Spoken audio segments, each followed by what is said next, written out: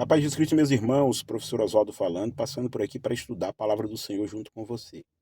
Observe que no meio calvinista, os sensacionistas, e a maioria são calvinistas, eles dizem o seguinte: os dons espirituais cessaram, os dons de profecia ou o dom de profecia já não existe mais porque a profecia é a pregação da palavra. Ora, isso é um grande engano, isso é uma leitura equivocada das escrituras sagradas.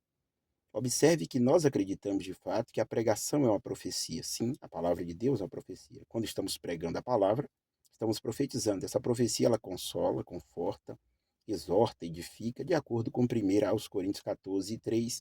Nós sabemos disso. Só que não existe somente a profecia da pregação. Existe também aquela profecia onde Deus descortina o futuro e traz para que a pessoa possa saber para algum propósito. Tá? Não é essa coisa toda hora, todo momento, que esse pessoal anda falando por aí. Mas que Deus o faz, o faz. Porque hoje, o dom da profecia, de acordo com 1 aos Coríntios capítulo 12, versículo 10, é dado à igreja. E por isso, alguém pode trazer uma profecia que não é somente a pregação da palavra, mas uma predição do futuro de acordo com a vontade do Senhor para algum propósito. Tá bom? Nós podemos ver isso dentro da própria Escritura. Quando nós observamos Atos dos Apóstolos, capítulo número 11, a partir do versículo 27, vai dizer o seguinte, que desceram alguns profetas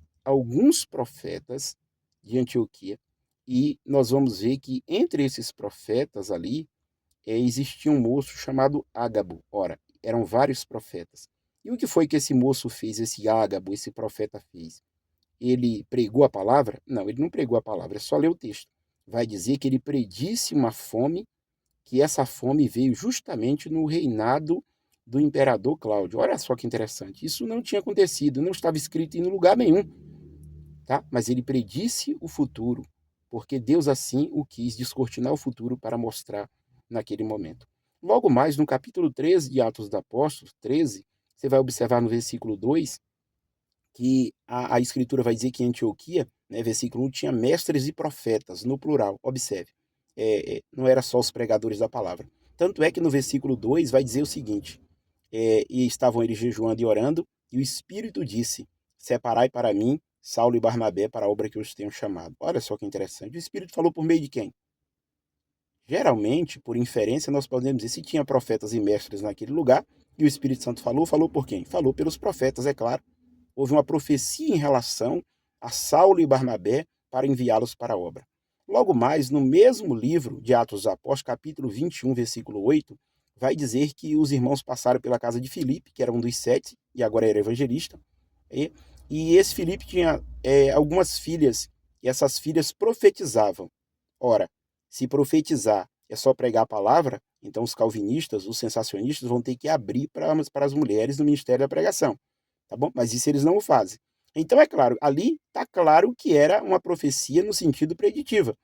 E nós podemos observar no decorrer do próprio texto, versículo 9 a seguir, vai mostrar que, depois dessa situação que é descrita do Filipe com as suas filhas, que eram virgens e profetizam, vai mostrar que Ágabo novamente entra em cena. E vem, e ele se levanta, ele pega basicamente ali o cinto do apóstolo Paulo, né? E ao pegar o cinto do apóstolo Paulo, ele vai dizer, olha, isso vai acontecer, ele se amarra, e ele vai dizer, isso vai acontecer com um homem, o dono desse cinto, se ele for para Jerusalém. E é justamente isso que acontece. Observe, Ágabo não pregou a palavra. Ele predisse algo que iria acontecer. Bom, aí fica insustentável você dizer que profecia é somente a pregação. Bom, eu sei que a tradição fala muito mais alto nesses lugares, mas quando a tradição se chocar contra a Bíblia, você deve ficar com a Bíblia e não com a tradição. A Bíblia é mais importante do que a tradição. Os dons espirituais, todos eles são para o nosso tempo, e o dom da profecia não é só a pregação da palavra. Deus pode exortar, consolar, edificar, mas Deus pode descortinar o futuro e mostrar coisas que nós não sabemos através dos profetas de hoje. Não de ofício, mas os profetas com o dom da profecia. E não essa meia dúzia que anda por aí, profetizando por dinheiro, mas os profetas de Deus de verdade, como nós podemos ver aqui na Escritura agora. Deus abençoe a todos e fiquem todos na paz do Senhor Jesus.